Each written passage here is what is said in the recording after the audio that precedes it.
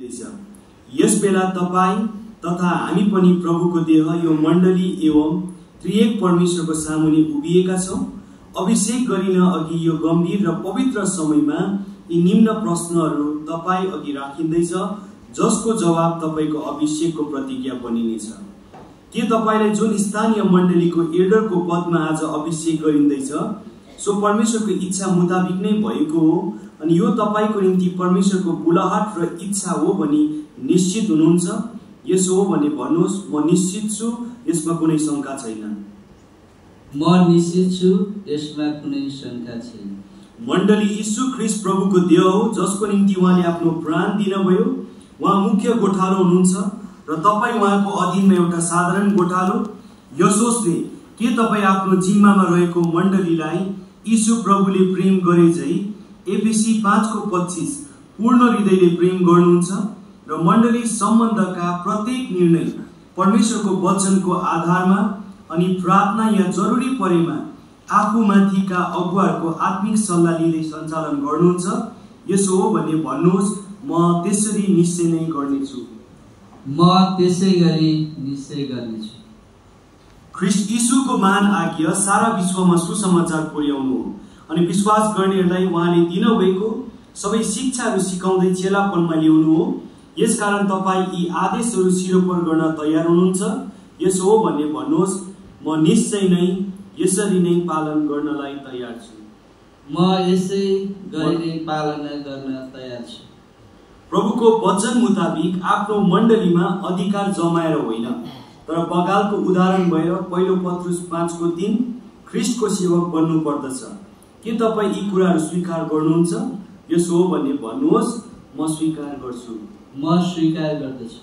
परमेश्वरको वचन मुताबिक तपाईले ख्रीष्टको देहको अखण्डता र पवित्रता कायम राख्न सक्नु पर्दछ। योद्धा 1:19 र यसलाई चौरी वा दाग वा यस्ता केही नभएको उपस्थित गराउन र एउटा प्रतापी मण्डली खडा गर्नलाई कोसिस गर्न पर्छ।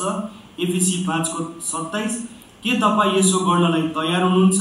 यसो हो भने भन्नुहोस्, म तयार छु। म तयार छु।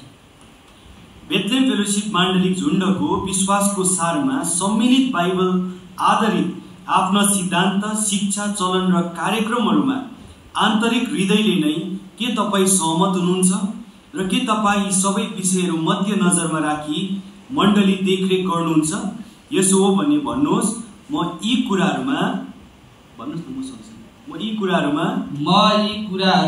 म आन्तरिक हृदयबाट सहमत छु अनि मण्डली यिनीहरूको आधारमा नै देखरेख गर्नेछु। योद्धा 1:18 अनुसार आखिरी बेलामा आफ्नो भक्तिहीन कुइच्छामा चल्ने र गिल्ला गर्ने हुनेछन्।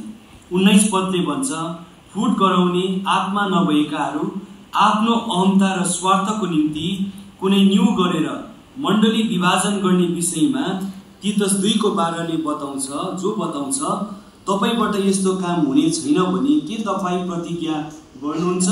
यसो हो भने भन्नुहोस्, यस्तो काम मबाट कहिले पनि हुने छैन। बाइबल मुताबिक कुनै पनि मण्डलीको सेवक आफ्नो मण्डलीको निम्ति एउटा उदाहरण भएर पहिलो पत्रुस 5:3 अनुसार जिउनु पर्दछ तथा आफ्नो परिवारको पनि असल प्रकारले पालन पोषण गर्न सक्नु पर्दछ। यो पनि भनिएको छ, यदि एउटा सेवकले यसो गर्दैन भने उसले विश्वासलाई इन्कार गरेको हुनेछ र आफैलाई विश्वास नगर्नेहरू भन्दा पनि खराब तुल्याउँदछ। पहिलो तिमोथी 5:8। यसकारण के तपाई यी आदेशहरू स्वीकार गरेर आफैलाई तथा आफ्नो परिवारलाई एउटा उदाहरणीय परिवार बनाउन तयार हुनुहुन्छ? आफ्नो छोराछोरीहरूलाई प्रभुमा दोहोर्याउने तथा एउटा आदर्श जीवन बिताउन लाउने प्रतिज्ञा गर्नुहुन्छ? यसो हो भने भन्नुहोस्, म यो सब गर्न प्रतिज्ञाबद्ध छु अनि गर्नेछु। म जान्दछु यी प्रतिज्ञाहरू जो मण्डलीको समक्षमा अनि अनदेख परमेश्वरको उपस्थितिमा गरिएको छ। यदि मैले यी प्रतिज्ञाहरू पूरा गरिन भने तथा पूरा गर्ने कोसिस गरिन भने मैले परमेश्वरको आशिष गुमाउने छु। म जान्दछु अनि विश्वास गर्दछु परमेश्वरले भन्नुभएको यो प्रतिज्ञामा अथवा मलाई आदर गर्नेलाई म आदर गर्नेछु र मलाई तिरस्कार गर्नेहरू तुच्छ ठहरिनेछन्। पहिलो शमूएल 2:30। परमेश्वरले तपाईका यी प्रतिज्ञा र स्वीकारहरूलाई ग्रहण गरून् र यी पूरा गर्नलाई आशिष दिउन्। म यो समय फेरि हाम्रो रेभरेन्ड डाक्टर एल्भिन